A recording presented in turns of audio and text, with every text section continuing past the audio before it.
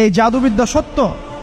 এবং এখনকার অনেক ভণ্ড যে কবিরাজগুলো বের হয়েছে, এরা জিনকে তাবে করে নিয়ে এই জিনদের মধ্য দিয়ে মানুষের মধ্যে জাদু ছড়িয়ে দিয়েছে, এবং এর ফলশ্রুতিতে বহু পরিবার ধ্বংস হয়ে যাচ্ছে। এই জাদুবিদ্যা সত্য।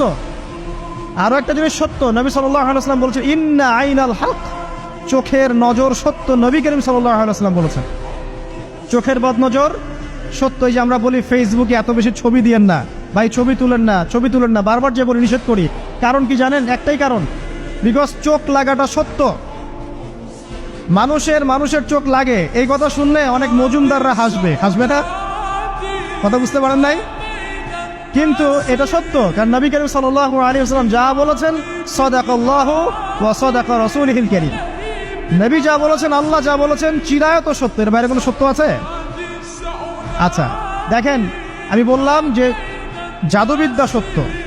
এই জাদুবিদ্যার চর্চা মানুষ করে, এখনো করে, এবং এই জাদু দিয়ে মানুষের ক্ষতি করার জন্য জিনের প্রয়োজন হয়, দুষ্ট জিন। এই জিনগুলোকে মানুষ তাবে করে মানুষের ক্ষতি করার চেষ্টা করে। দেখবেন এখন গ্রামে গঞ্জে শহরে সব জায়গায় ছড়িয়ে পড়েছে না? দেখবেন, খুব সতর্ক থাকবেন। আমি পরে সলিউশন বলছি আপনাদেরকে। আরেকটা বলেছি, নবী সাল্লাল্লাহু আলাইহি ওয়াসাল্লাম বলেছেন চোখের বদনজর এমন সত্য যে একটা উটকে এই রান্নার ডেকচির মধ্যে ঢুকাই ফেলতে পারে। একটা উট খুব সুন্দর, ভালো, আপনি দেখছেন মাশাআল্লাহ বলেন নাই, নজর লেগেছে, উটটা মারা গেছে দেন, তারপর তাকে জবাই করে খেয়ে ফেলতে হয়েছে। একজন সাহাবী গোসল করছিলেন, গোসল, এটা হাদিস সহিহ, এই আলেম ওলামা যারা আছেন তারা জানেন যে এই হাদিস সহিহ। একজন সাহাবী গোসল করছেন, তার গায়ের চামড়াটা খুব সুন্দর ছিল, একদম স্কিনটা অনেক সুন্দর থাকে না এমন কিছু মানুষ? আচ্ছা, এখন আরেকজন সাহাবী এই গোসল দেখছেন দূর থেকে, দেখে বলছেন যে কি চমৎকার তার শরীরের রংটা, যেন কুমারী নারীর মতো, অনেকটা এমন একটা কথা তিনি বলেছিলেন। সাথে সাথে এই সাহাবী অজ্ঞান হয়ে পড়ে গেছে।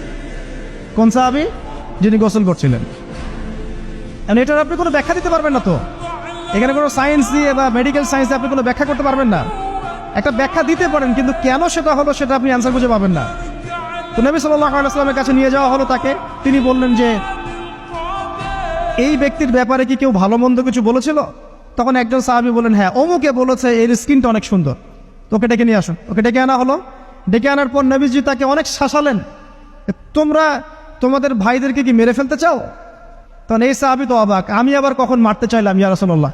আমি তো মারতে চাই নাই, আমি তো খালি বলেছি যে তার গায়ের রংটা অনেক সুন্দর। তখন তিনি বললেন, কেন তুমি সুবহানাল্লাহ বললে না, কেন তুমি মাশাআল্লাহ বললে না? যখন মাশাআল্লাহ বলবেন, সুবহানাল্লাহ বলবেন, নজরটা লাগবে না। আর যখন আপনি মাশাআল্লাহ বলবেন না, সুবহানাল্লাহ বলবেন না, দেখবেন নজর লেগে গেছে। আপনি বিশ্বাস